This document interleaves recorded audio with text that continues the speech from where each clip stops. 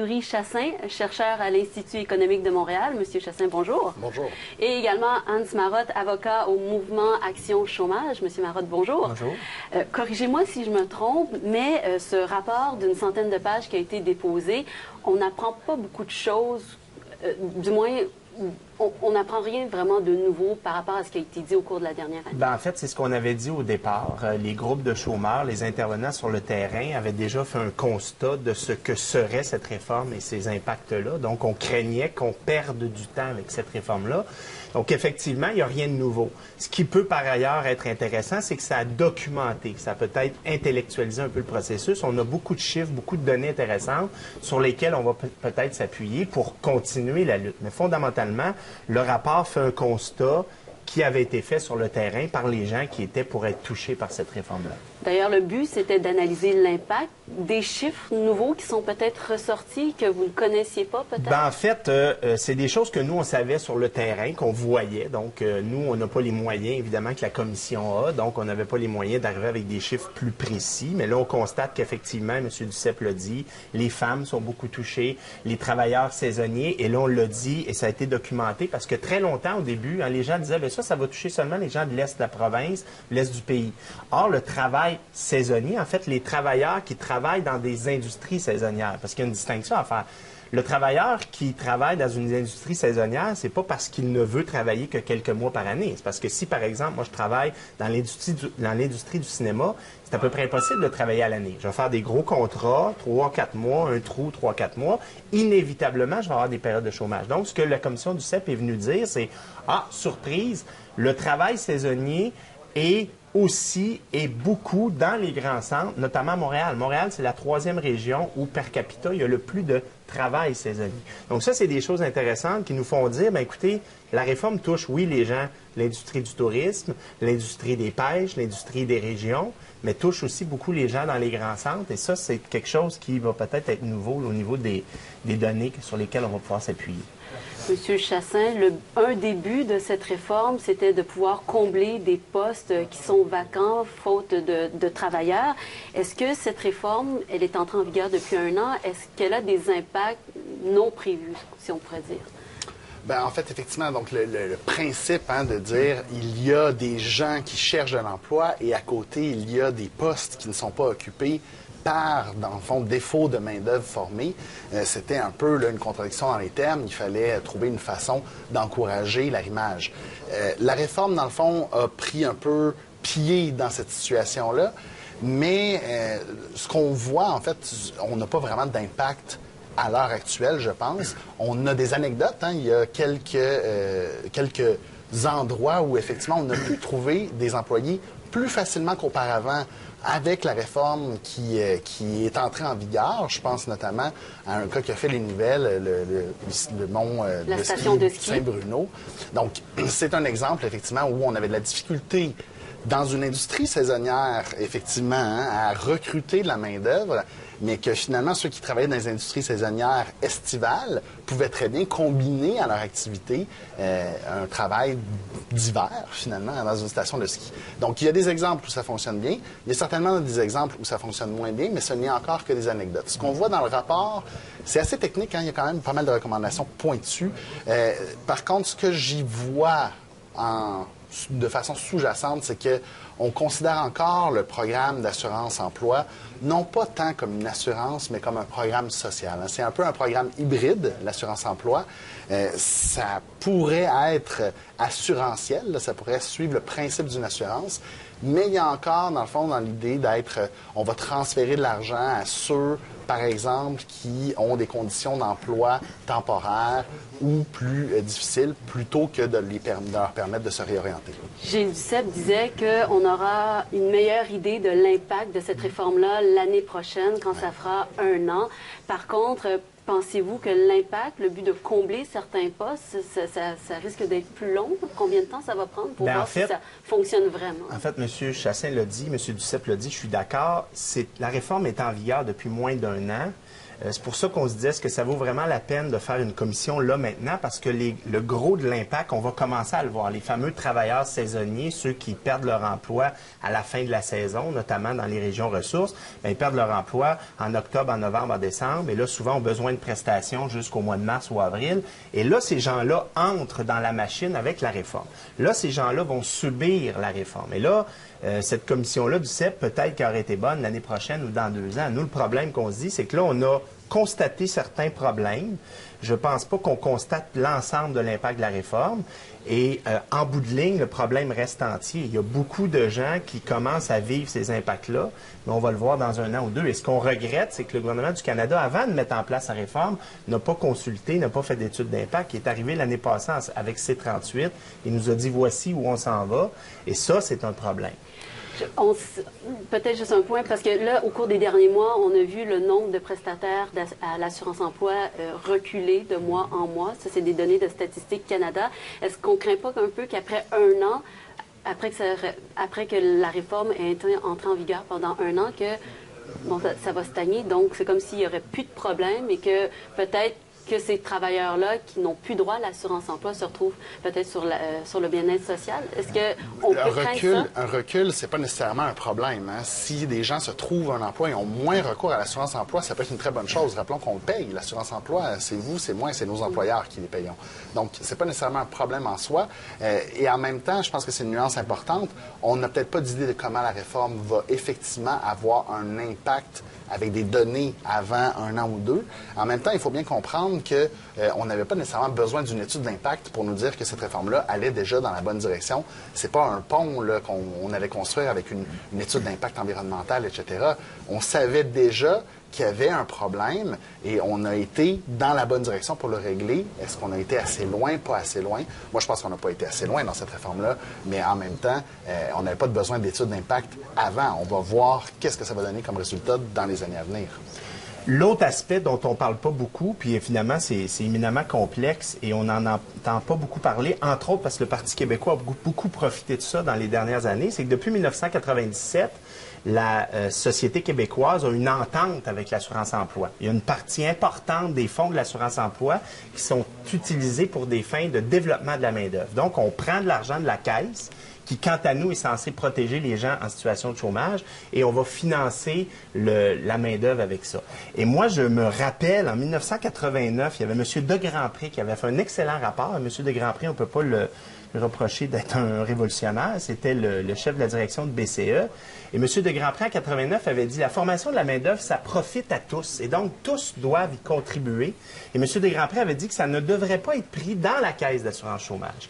Et depuis 1997, il y a près de 26 milliards de dollars qui ont été prélevés de cette caisse-là et qui ont été distribués à plusieurs provinces pour faire du développement de la main-d'œuvre. Et M. Duceppe dit dans son rapport, faudrait aller plus loin. Mais si on prend de l'argent qui devrait servir à protéger des chômeurs, et si on fait du développement de la main-d'œuvre, finalement, le développement de la main-d'œuvre va être financé principalement ou essentiellement par les travailleurs et par les employeurs. Donc, le gouvernement ne met pas un sou dans cette caisse-là. Il ne faut jamais oublier ça. Et nous, on pense que c'est un problème qui existe depuis 15 ans, puis que si on suivait cette recommandation-là du rapport, ça poserait encore plus de problèmes, parce que les coupures qu'il y a eu dans le régime d'assurance chômage depuis 1990 sont notamment dues au fait qu'on a prélevé de l'argent de cette caisse-là, et ce n'était pas le but de la caisse. Hein? C'est un régime d'assurance. Si ma maison brûle et que je fais une réclamation, bien, ma compagnie d'assurance, elle va couvrir ma maison. Elle ne va pas dire à mon voisin, je vais prendre l'argent de ton voisin puis je vais te faire une cour. Donc, le but du régime, c'était de couvrir le chômage et non pas d'utiliser cet argent-là à d'autres fins. Et ça, malheureusement, le rapport du CEP ne va pas assez loin dans ce constat-là. Vous voulez ajouter un point sur ce programme de formation? Oui, c'est ça. Il faut faire attention parce qu'évidemment, l'argent qu'on prend en formation, il ne faut pas nécessairement faire l'adéquation que finalement, ça va réduire le chèque des chômeurs. Hein. Ça dépend qu'est-ce qu'on veut. Est-ce qu'on veut que les chômeurs aient un gros chèque pendant qu'ils sont en chômage ou est-ce qu'on veut qu'ils se retrouvent un emploi en ayant une formation qualifiante? Donc, c'est un objectif qui est sans doute louable néanmoins d'un point de vue économique à tout le moins. Est-ce que ça doit venir de la même caisse? Ça, c'est une autre question. Mais c'est vrai qu'il y a un principe assurantiel. Le problème, c'est que le principe d'assurance, dans le fond, dans l'assurance-emploi, il n'est pas très développé. tout le monde paye le même taux de cotisation. Hein? Un professeur ou un enseignant qui a sa permanence, qui a à peu près aucune chance de jamais tomber sur le chômage, paye le même taux qu'un travailleur saisonnier ou un travailleur de la construction qui a beaucoup plus de probabilités. En fait, un riche paye moins. Aussi. En fait, un riche paye moins parce que c'est plafonné. On a un maximum assurable. Quelqu'un qui gagne 150 000 ne va être cotisé que sur le maximum assurable qui est aux alentours de 49 000, alors que quelqu'un qui travaille à 20 000. Et donc là, il faut faire attention parce que quand on voit la réforme telle qu'elle a été proposée par le fédéral et telle qu'elle a été mise en application, il y a quand même un peu plus d'exigence envers ceux qui demandent beaucoup de l'assurance-emploi. Alors, je pense qu'il y a une question d'équité là qui est bien défendue. Mais pour rester sur la formation, avant d'aller à la pause, si on reste sur la formation, ce que propose Ottawa pour développer la main-d'œuvre, Québec et Ottawa ne s'entendent pas, et même, je pense, le Conseil du patronat non plus n'était pas réellement d'accord avec la façon dont Ottawa voulait procéder pour financer cette formation. Avec notamment, Ottawa veut donner de l'argent à des individus, veulent donner des chèques à des individus en disant « allez vous chercher une formation », alors qu'au Québec, il y a une espèce de consensus, et notamment au niveau syndical et plusieurs employeurs qui disent, bien, écoutez, on a un modèle particulier au Québec, on devrait pouvoir continuer à avoir ce levier-là pour décider où va aller l'argent de la formation. Si Ottawa verse un montant, Québec et l'employeur doivent verser un montant relativement similaire. On fait une pause de 2 minutes, le temps de calmer peut-être un peu les esprits, et on revient pour un dernier bloc de 5 minutes, toujours sur ce rapport de la Commission nationale d'examen de l'assurance-emploi. Alors, on revient tout de suite après la pause. De retour à l'émission À la Une sur ce rapport qui vient d'être déposé par la Commission nationale d'examen de l'assurance-emploi. Nous poursuivons la discussion avec Yuri Chassin et Hans Marotte. Monsieur Marotte, j'aimerais peut-être revenir sur l'exemple que vous avez donné du travailleur dans le milieu du cinéma, parce que avec cette réforme-là, si un travailleur perd son emploi, se trouve un emploi secondaire qui n'est pas nécessairement dans son champ de compétences et décide de revenir à son emploi de base dans l'industrie. Il pourrait perdre son droit aux prestations. En fait, auparavant, on reconnaissait la compétence et l'expertise. Donc, un travailleur qui perdait son emploi, il avait le droit de trouver un emploi similaire. On reconnaissait donc, bien, toi, tu es compétent dans ton domaine, on va te faire travailler dans ton domaine. Ce que la réforme fait, c'est qu'on ne reconnaît plus vos antécédents. Donc, c'est mathématique. On va dire, bien, toi, tu as été longtemps sur le chômage des dernières années, tu dois te trouver n'importe quel emploi à 70 % de ton salaire. Donc, le travailleur qui travaille dans le cinéma depuis 10-15 ans, qui travaille peut-être 8-9 mois par année, qui fait des bons salaires et qui cotise, il n'a pas le choix de chercher des emplois qui constituent finalement une perte de salaire de 30 %. Alors, il va l'essayer, la job de boucher ou la job de livreur. Mais quand son employeur dans le cinéma va le rappeler pour un petit contrat de 3, 4, 5 mois, s'il quitte sa job de boucher et que par la suite, après le contrat de cinéma, il perd à nouveau son travail parce que c'est cyclique, bien, il pourrait perdre son droit aux prestations. Parce que l'assurance-emploi va dire que tu as quitté un emploi sans motif valable. Donc, tu as créé ta situation de chômage. Et ça, c'est une aberration qui existe depuis 1993, qui est là dans la loi, ça n'a pas changé. Mais ce qui change, c'est que la définition de l'emploi convenable est rendue tellement restrictive que ces travailleurs-là vont perdre leur expertise, leurs compétences et vont se retrouver à faire des emplois pour lesquels ils sont beaucoup moins formés. Et donc, l'industrie du cinéma, l'industrie du béton, l'industrie même de l'éducation va dire, bien, moi, j'ai perdu des travailleurs à cause de cette réforme-là. Et ça, ces impacts-là, il va falloir regarder ça de près dans les prochaines années. Monsieur Chassin, d'un point de vue employeur, est-ce que c'est avantageux de prendre un travailleur pour qui c'est son plan B ou C de venir travailler chez lui? Je veux dire, parce qu'il sait qu'il faut... Parce qu'il sait qu'il Conseil du patronat, en fait, mais du point de vue du contribuable, la logique, dans le fond, c'est de dire... Puis, en fait, là, il y a vraiment quelque chose d'intéressant. Hein. Du point de vue du contribuable, c'est si je cotise, je devrais avoir droit aux prestations, en théorie. Hein.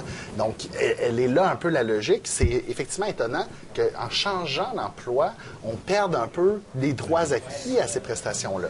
En même temps, puis là, il faut revenir sur ce qui a fait peut-être la controverse, c'est-à-dire devoir accepter un emploi à 70 % de son salaire précédent ou à jusqu'à 1 heure de distance de chez soi. Ce sont des critères plus précis qu'auparavant. Auparavant, il y avait déjà le principe qu'on allait chercher un emploi de bonne foi. Là, on le précise. 70 %, c'est déjà mieux que l'assurance-emploi qui remplace jusqu'à 55 % du salaire. Donc déjà, on améliore son sort. Là, maintenant, il faut bien comprendre que si on veut refuser cet emploi-là, on peut bien le faire, hein, personne ne nous oblige, mais à ce moment-là, on ne peut pas demander aux autres contribuables de nous payer un chèque. Au pire, prenons l'emploi de à 70 ou à 75 ou à 80 et on se cherche un autre emploi qui fait davantage notre affaire. De continuer à chercher un emploi pendant qu'on a déjà un travail, ça, il n'y a rien qui interdit ça. Il reste peu de temps, mais on a entendu Gilles Duceppe sur le sujet. Si Québec souhaitait rapatrier la Caisse d'assurance-emploi, on sait que le ministre des Affaires intergouvernementales, Alexandre Cloutier, a été assez virulent sur ce point-là. Mais peu importe, je ne veux pas vous embarquer sur un point de vue politique, mais est-ce que ce serait souhaitable ou est-ce que ce serait applicable? C'est pas applicable, puis ils ne rentreront pas dans un débat constitutionnel. Mais ça prendrait l'appui de 7 provinces qui représentent au moins 50 de la population. On oublie ça dans le contexte actuel. D'où l'entente administrative. Oui, mais l'entente administrative, c'est le Canada, c'est Ottawa qui décide du régime et c'est Québec qui l'applique. Donc, on n'a aucun pouvoir. Alors, dans une perspective de gouvernance souverainiste, M. Cloutier ne sera pas très, très content de ça, mais c'est la réalité du Canada. Il faut aussi dire économiquement qu'on cotise, dans le fond, moins que ce qu'on reçoit au Québec en général. On a un taux de chômage historiquement un peu plus élevé, pas énormément ces temps-ci, ce qui est bien, mais comme on a, dans le fond, des prestations à peu près 20 plus élevées que les cotisations qu'on envoie, de rapatrier en bloc, ça veut dire qu'il faudrait augmenter des cotisations. Et ça, finalement, ça a un coût. Ça a un coût pour les travailleurs et les employeurs. Ça a même un coût en créant du chômage si on augmente les taxes sur la masse salariale. Donc, ça ne serait pas nécessairement souhaitable. Malheureusement, c'est déjà tout. Yuri Chassin de l'Institut économique de Montréal, Anne Marotte du mouvement Action Chômage, merci beaucoup.